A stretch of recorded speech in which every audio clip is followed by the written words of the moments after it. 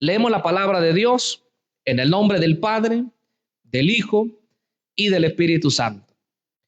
Los hijos de Israel hicieron lo malo ante los ojos del Señor, y el Señor los entregó en manos de Madián por 7 años. Y el poder de Madián prevaleció sobre Israel.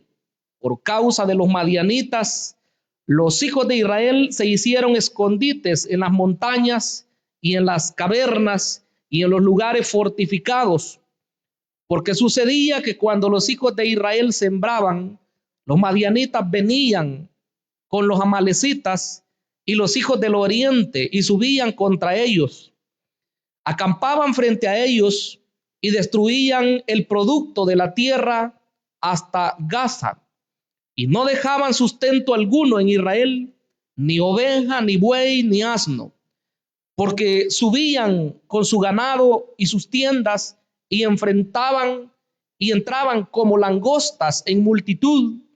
Tanto ellos como sus camellos eran innumerables y entraban en la tierra para devastarla. Así fue empobrecido Israel en gran manera por causa de Madián, y los hijos de Israel clamaron al Señor.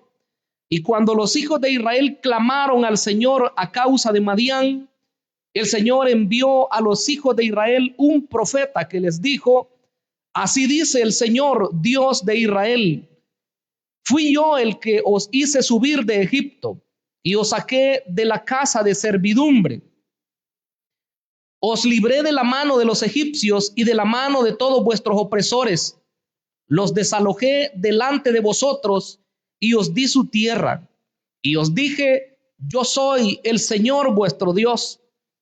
No temeréis a los dioses de los amorreos en cuya tierra habitáis, pero no me habéis obedecido. Y vino el ángel del Señor y se sentó debajo de la encina que estaba en Ofra, la cual pertenecía a Joás, Abieserita. Y su hijo Gedeón estaba sacudiendo el trigo en el lagar para esconderlo de los madianitas. Y el ángel del Señor se le apareció y le dijo: el Señor está contigo, valiente guerrero. Entonces Gedeón le respondió: Señor mío, si el Señor está con nosotros, ¿por qué nos ha ocurrido todo esto? ¿Y de dónde están todas las maravillas que nuestros padres nos han contado diciendo: no nos hizo el Señor subir de Egipto? Contando, diciendo: no nos hizo subir el Señor de Egipto. Pero ahora el Señor nos ha abandonado y nos ha entregado en manos de los madianitas. Y el Señor lo miró y dijo: ve con esta tu fuerza y libra a Israel de la mano de los madianitas. ¿No te he enviado yo? Y él respondió: Señor, ¿cómo libraré a Israel? He aquí que mi familia es la más pobre en Manasés y yo el menor de la casa de mi padre. Pero el Señor le dijo: ciertamente yo estaré contigo y derrotarás a Madián como a un solo hombre. Amén. Padre eterno que estás en los cielos, te damos las gracias en esta hora preciosa, hora maravillosa, mi Rey. Queremos honrarte, queremos exaltarte, Señor, pues tus maravillas han sido hechas en favor de tu pueblo, Señor, no solamente en los tiempos antiguos, sino también, Señor, en nuestros días. Tú te has manifestado en favor nuestro y nosotros, Señor, hemos sido los favorecidos con esos milagros, sanidades, prodigios, cosas maravillosas, Señor, que tú has hecho en nuestras vidas. Hoy queremos adorarte, queremos exaltarte, Señor, pues eres un Dios bueno, un Dios lleno de misericordias. Te pedimos, mi Dios, que siempre esté presente en nuestro corazón, en nuestra mente, el favor que tú has hecho para con nosotros. Que nunca nos olvidemos, Señor, de tus piedades, de tus bondades, que son infinitas. Gracias te damos, Señor, en el nombre de Jesús. Amén y amén. El tema de hoy se llama el llamado de Gedeón. Al hablar de personas, hermanos, que fueron llamadas por Dios para servir en su obra,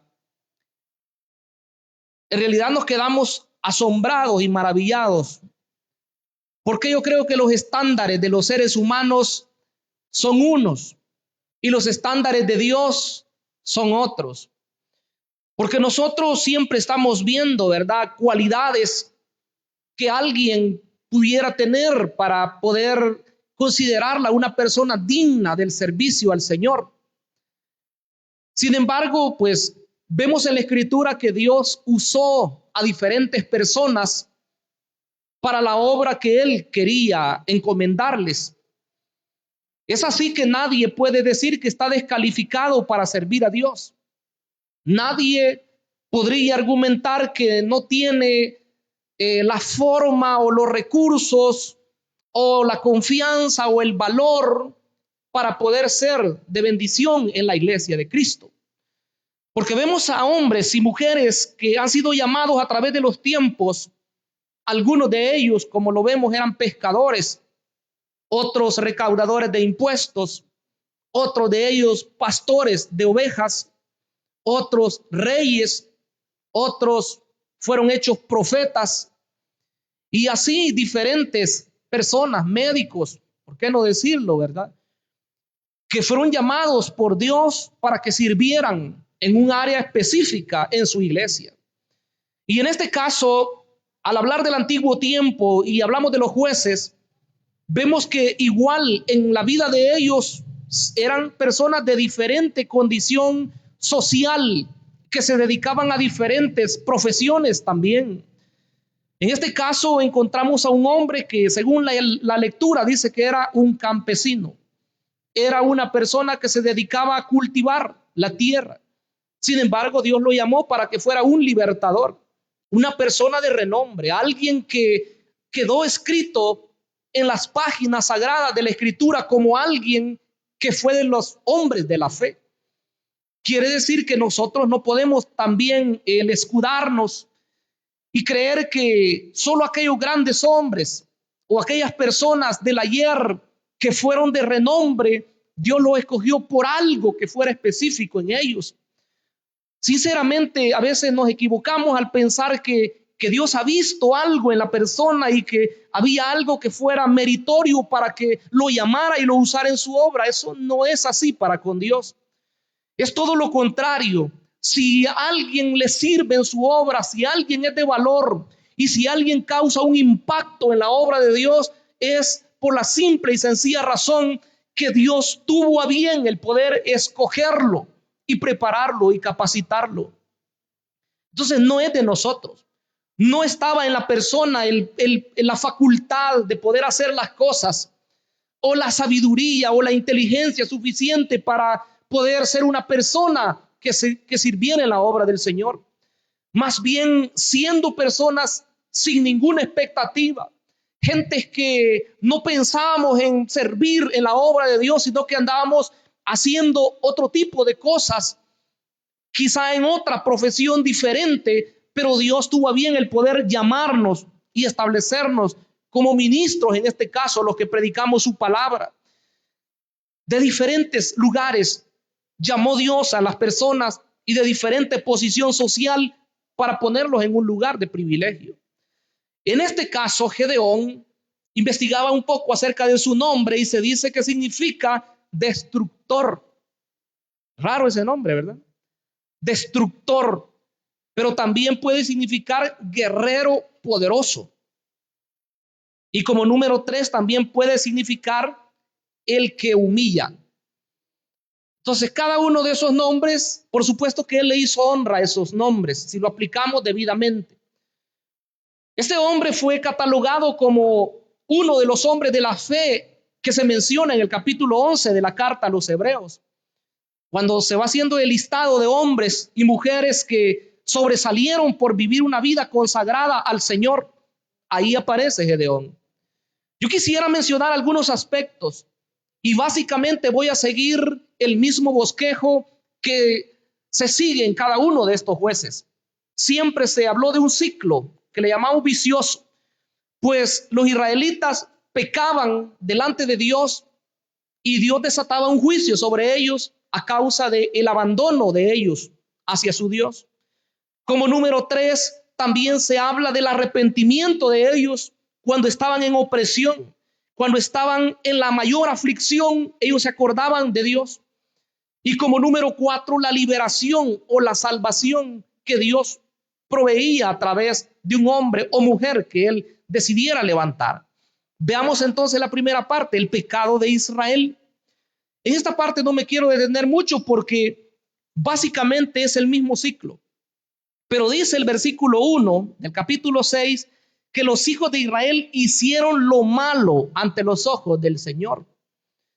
Estaba leyendo la Nueva Biblia al Día, que lo traduce un poco diferente y dice, pero el pueblo de Israel comenzó una vez más a adorar otros dioses. Quiere decir que cuando la Reina Valera o esta versión Biblia de las Américas dicen que ellos hicieron lo malo ante los ojos del Señor, lo que en realidad quiere decir el original es que ellos se fueron a adorar otros dioses. Nosotros pensamos y nos detenemos y decimos, pero ¿cómo es esto? Si en realidad era Dios el que había hecho grandes milagros. Y como vamos a ver más adelante, dice que Él los había libertado de Egipto. Él les había dado la tierra en posesión, la tierra de Canaán. Y aún así ellos no habían querido seguir a Dios. Entonces nos damos cuenta que el corazón del ser humano puede ser rebelde. El corazón del ser humano puede ser duro. Si ellos constantemente leían la ley de Dios, porque para ellos era algo tan especial, y Dios lo había dicho que incluso los padres debían repetir a los hijos en su casa la ley de Dios cuando se levantaran, cuando se acostaran, cuando estuvieran a la mesa, cuando anduvieran por el camino, de modo que todo el tiempo tenían que estar meditando en la palabra de Dios. Y nosotros hoy en día de igual forma tenemos Biblia. Han habido tiempos en los cuales la palabra ha sido restringida en algunos países y de modo que la gente que tiene Biblias la tienen oculta. Y en otros lugares pues ni siquiera Biblias completas, en los países más donde la persecución todavía está de lleno. Pero qué bueno, hermanos, que en nuestro mundo occidental, así llamado, en la parte Europa y más propiamente en América, el cristianismo es libre. No hay restricción, a excepción de algunos pequeños lugares. Pero nosotros tenemos la libertad y nos damos el gusto, oiga, gusto, porque a mí me encanta tener no solamente una versión de la Escritura, sino varias Biblias de estudio, incluso tenemos suficiente material a nuestra mano como para poder leer la palabra de Dios y entenderla. Sabe que hace algunos días yo meditaba, y usted dirá, bueno, el pastor, ¿por qué piensa así? Le voy a explicar. Hace algunos días yo pensaba y decía, ¿cómo estamos delimitados? Porque yo estaba pensando en los estudios y acá están los que son pastores también y saben que cuando uno estudia, trata de acercarse al texto original y trata de investigar más, de modo que cuando nosotros predicamos, que estemos seguros de lo que estamos diciendo. Y uno pues se acerca y se acerca y se acerca, pero no conocemos los escritos originales. Claro, hay siervos de Dios que sí nos llevan la delantera, conocen los escritos originales. Pero pensando en eso, no es nuevo este pensamiento, ya llevo algún tiempo que yo pensaba en eso y decía, estoy limitado, me siento limitado. Y claro, cuando se pueda hay que seguir los estudios, ¿verdad? Pero hace algunos días escuchaba a un siervo de Dios y él decía, no es necesario que una persona, estrictamente, ¿verdad? Necesario que un predicador conozca los escritos originales o que conozca el idioma hebreo o el griego a su perfección como para poder estar seguro de lo que el texto de la palabra de Dios dice. Sino decía él, hoy hay tantos recursos, hablamos de diccionarios bíblicos, de diccionarios teológicos, hablamos de diccionarios interlineales, en este caso del griego y el español, o del hebreo y el español también. Entonces hay tantos recursos que nosotros podemos investigar como predicadores para poder estar seguros del texto bíblico. De modo que me tranquilizó un poquito, porque en realidad uno se esfuerza para poder entender exactamente lo que Dios está diciendo a su pueblo. Ese es el deseo. Entonces, hermanos, cuando vemos que Israel abandonaba a su Dios y su adoración ya no era pura, su adoración se dice que era una mezcla, se le llama a eso sincretismo. Se mezcla lo que es la adoración pagana con la adoración al verdadero Dios. Es como que nosotros hoy, ¿verdad? Digamos que estamos adorando a Dios, pero en realidad hacemos una mezcla de lo que es el mundo con lo que es la adoración verdadera al Señor. Los israelitas, por ejemplo, cuando ellos hicieron el becerro, cuando le dijeron a Aarón que les hiciera el becerro, ellos dijeron, aquí van los dioses que los han sacado de Egipto, les dijo Aarón. Y ahí estaban los becerros. Y entonces ellos dijeron, nos vamos a alegrar. Y mañana dijeron, será fiesta para Jehová. Como quien dice, ellos no entendían que la adoración a los Baales, la adoración, bueno, perdón, en este caso a los becerros, que era una imitación del buey Apis, el dios egipcio, ellos pensaban que ese tipo de adoración, que esa forma de servir a Dios era lo mismo que servir a Jehová. Entonces podemos llegar a equivocarnos, pero esa parte de alejarse de Dios y comenzar a adorar de otra forma, hay que tenerle mucho cuidado. Hoy en día, ¿verdad? Las personas, pues, en sus iglesias tienen diferentes formas de expresar su adoración, pero deberíamos de ser cuidadosos de no alejarnos de lo que el texto de la palabra de Dios en realidad dice. Así que por el momento solamente eso diré. En segundo lugar, quiero que veamos el juicio de Dios. La segunda parte del versículo 1 dice, y el Señor los entregó en manos de Madián por 7 años. El juicio de Dios fue permitir que un pueblo vecino, en este caso del este, al otro lado del río Jordán, un poco al sur, ¿verdad? Abajo del Mar Muerto todavía, si usted ve en su Biblia los mapas, a su derecha está la parte este, de por allá era la tierra de Madián y de ahí vinieron ellos. Eran uno de los vecinos que más daño le causaron a Israel. En el libro de Números se narra nuevamente cuando ellos atacaban a las personas que eran las más frágiles. Madián siempre tuvo algo que ver con Israel, no para bien, sino para mal. Y por cierto, los madianitas eran descendientes de Abraham. Vienen de aquella mujer llamada Setura, que fue mujer de Abraham después de la muerte de Sara. Entonces eran hermanos prácticamente, pero hoy les vemos enemistados, les vemos que eran sus enemigos. Vinieron y como dice más abajo, con los amalecitas, con los del oriente, porque ya dije que son del este, ¿verdad? Del oriente. De ahí venían. Y dice que Dios permitió, el Señor los entregó en manos de Madián 7 años. Dice el versículo 2, y el poder de Madián prevaleció sobre Israel. Por causa de los madianitas, los hijos de Israel se hicieron escondites en las montañas y en las cavernas y en los lugares fortificados. Quiere decir que ya no tenían paz. La tierra que Dios les había dado, hoy los estaban sacando, los estaban expulsando y tenían que irse lejos a hacer cuevas en las montañas, en las cavernas, como dice ahí, cuevas sobre la roca y en lugares fortificados. Dice, ahí estaban ellos, porque creían que ahí estaban seguros. Pero ese no era el lugar que Dios les había dado. El lugar que Dios les había dado era la tierra habitable, la tierra buena. Y hoy habían sido sacados.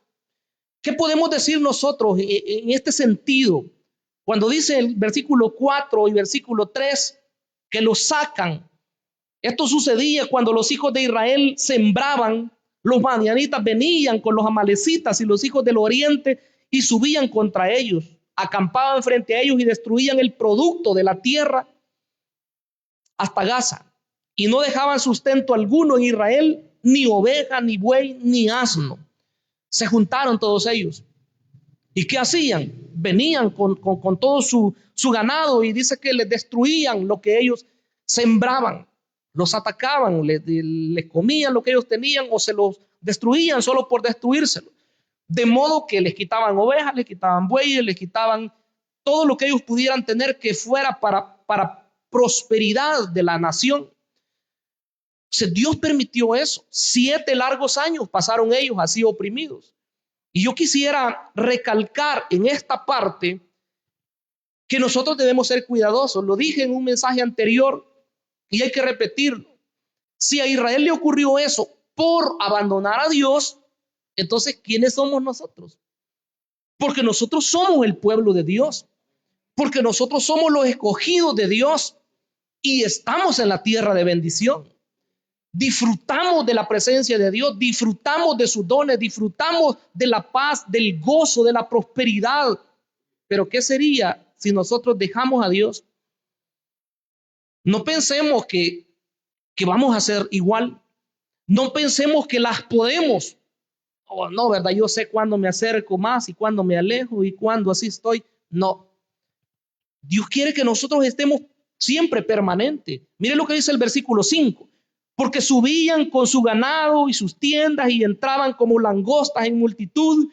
Tanto ellos como sus camellos eran innumerables y entraban en la tierra para devastarla. Y la parte primera del versículo 6 dice que así fue empobrecido Israel en gran manera por causa de Madián. Quedaron pobres. Piensa en una persona hoy que está bendecida, que fluye el Espíritu en su vida, que usted la mira con gozo, que la mira saludable, que la mira próspera materialmente, que la mira bendecida siempre, y de repente se alejó de Dios. Y Dios permite que comience a venirle una serie de males, una serie de problemas, enfermedades y cualquier cosa. Y de repente usted dice, ¿pero por qué? Claro, si usted es espiritual, rápido va a decir, no, ya sé, abandonó al Señor.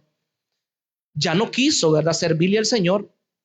Lo ha dejado, lo ha cambiado por otras cosas. Entonces, esto que estoy diciendo, hermano, alguien podrá decir, quizás el pastor nos está amenazando. Nada de eso. Nada de eso. Eso pasó con Israel. Exactamente. Dice que llegaban y les hacían de todo y al final dice que el resultado era que Israel empobreció en gran manera.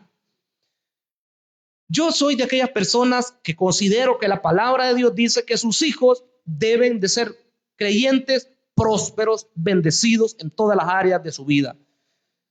Porque eso dice la Escritura. Pero también entiendo que cuando alguien se aleja de Dios, cuando somos rebeldes, cuando somos desobedientes, también la vara de Dios viene sobre nosotros. Eso no lo podemos esconder. Eso no lo podemos negar porque está acá.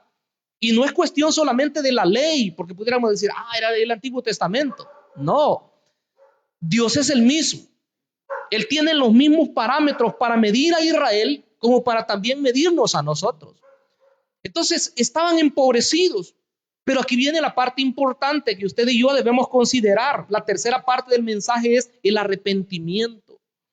Según la segunda parte del versículo 6, dice así, y los hijos de Israel, ¿qué hicieron ellos? Clamaron al Señor o clamaron a Jehová. Y la parte primera del versículo 7 dice, y cuando los hijos de Israel clamaron al Señor. Mire qué interesante, el clamor. Usted sabe que clamar no es lo mismo como solamente hablar. Y eso me hace retroceder varios años en mi vida. Recuerdo cuando estaba trabajando en la empresa, pero hace bastantes años ya. Y en una oportunidad, me acuerdo que iba a un centro financiero, me tocaba andar en los bancos. Y como siempre andaba en mi librito, ¿verdad? Siempre me encantó leer. Andaba mi librito por ahí, cuando tenía la oportunidad, en los momentos de espera me ponía a leer.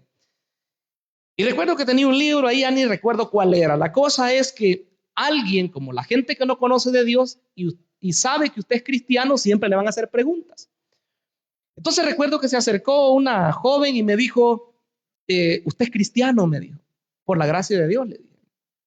Y me dijo, ¿puedo hacerle una pregunta? Sí, claro, le dije. Quiero que me diga, me dijo, ¿qué es clamar? Esa fue la pregunta que me hizo. ¿Qué es clamar? Me dijo. Yo oigo a varios cristianos que dicen que hay que clamar a Dios, me dijo. Mire qué interesante. Para nosotros eso es conocidísimo, ¿verdad? Pero alguien que está fuera de los caminos del Señor quizás no tiene una idea clara. Nosotros sabemos que clamar es algo más que hablar, repito, es algo más que solo decirle algo a alguien. El clamor muchas veces incluye grito de angustia, como cuando alguien está en un gran peligro, como Pedro, ¿verdad? Cuando se iba a hundir, o se iba hundiendo, mejor dicho, y él dijo, sálvame, maestro. Ese es un clamor. O como cuando dice la Biblia que van a venir los juicios de Dios, ¿verdad? Las personas dicen que van a clamar angustiados. O sea, no es así nomás.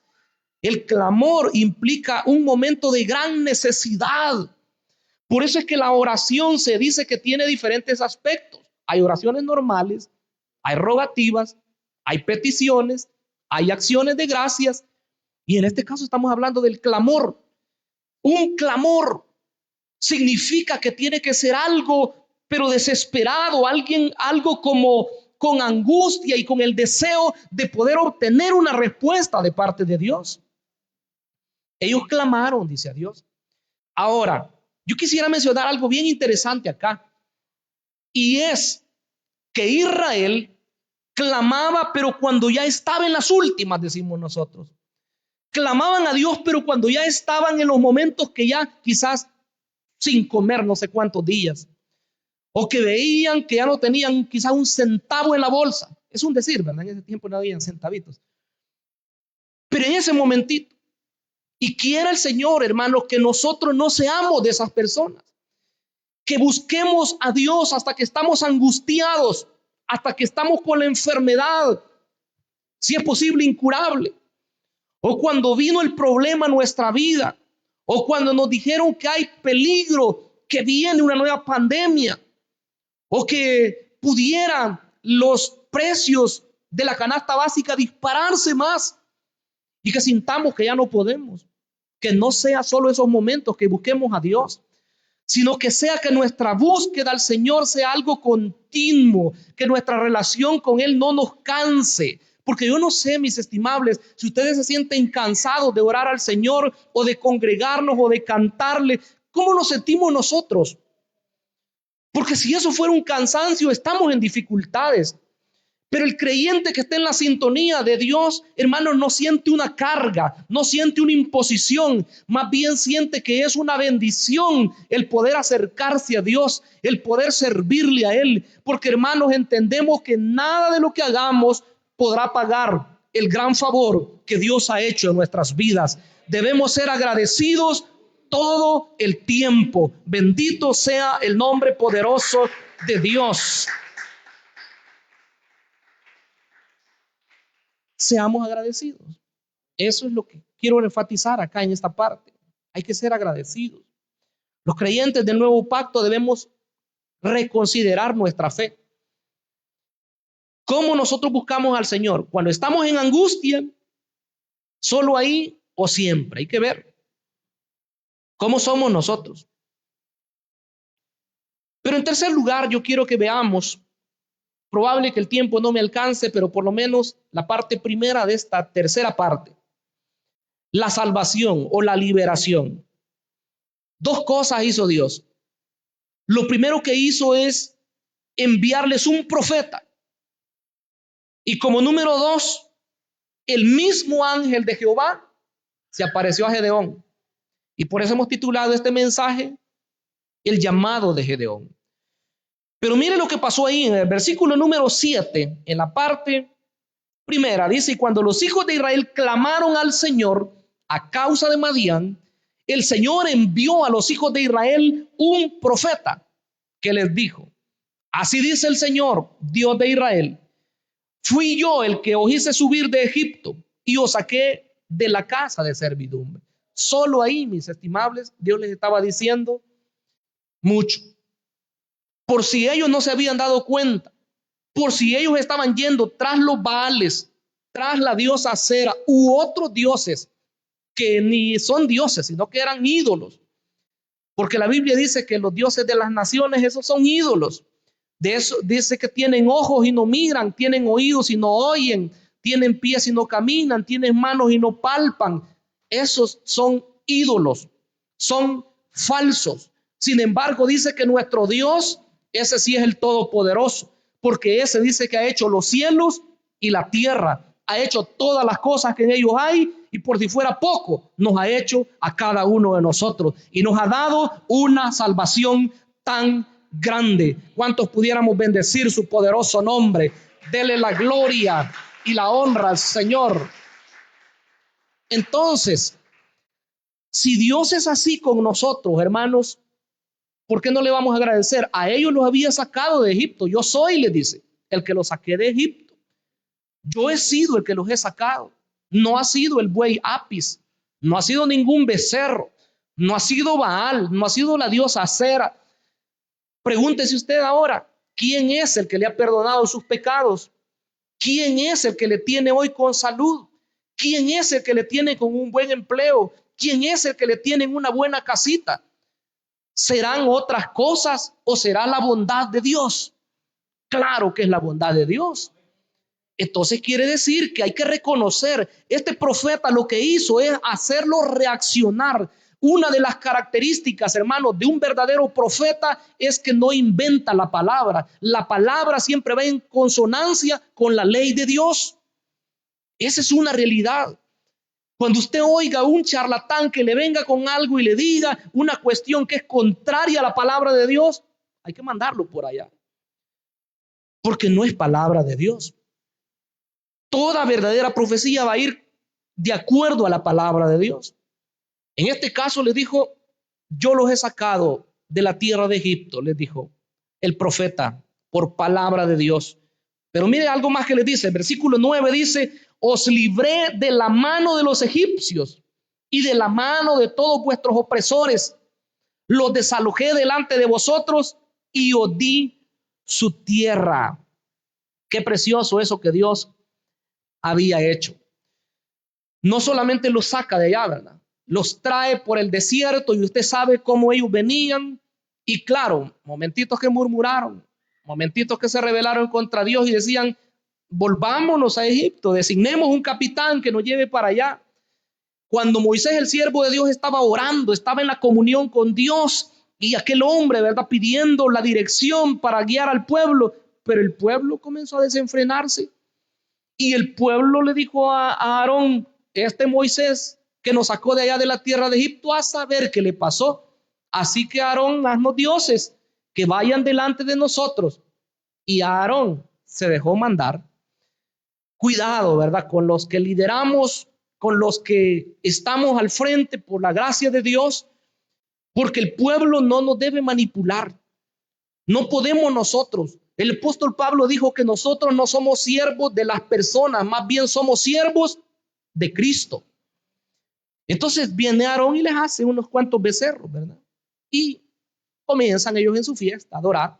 Y cuando venía Moisés bajando de la montaña y venía con Josué ya, que estaba en las faldas de la montaña, Josué todavía no tenía un buen discernimiento, ¿verdad? En ese tiempo, el joven Josué, perdón, le dijo, oigo voces, alaridos, oigo como que hay guerra, dijo él.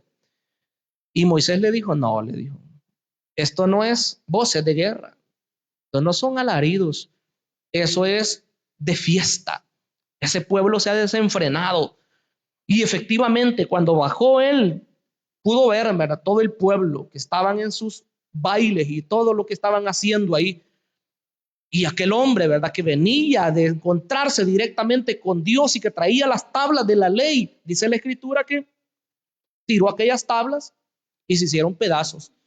Claro, eso le costó a él, no sé si fue de mal o de bien, porque eso le sirvió a él ir nuevamente a la montaña otros 40 días y 40 noches a estar en la presencia de Dios nuevamente, para ver de obtener nuevamente las tablas de la ley, las nuevas tablas. Entonces, Dios, hermanos, Él es el que los había sacado de la tierra de Egipto. Él es el que derrota a sus enemigos, tanto de los egipcios como los de la tierra de Canaán, los derrota a todos. Y les dice, yo les di su tierra en heredad, se las di a ustedes.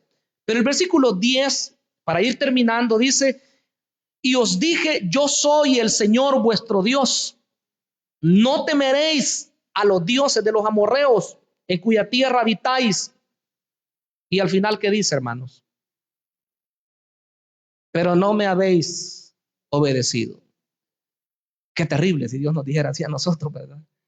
Adolfo Sánchez, no me has obedecido. Dios mío. Y usted puede poner su nombre. Qué terrible.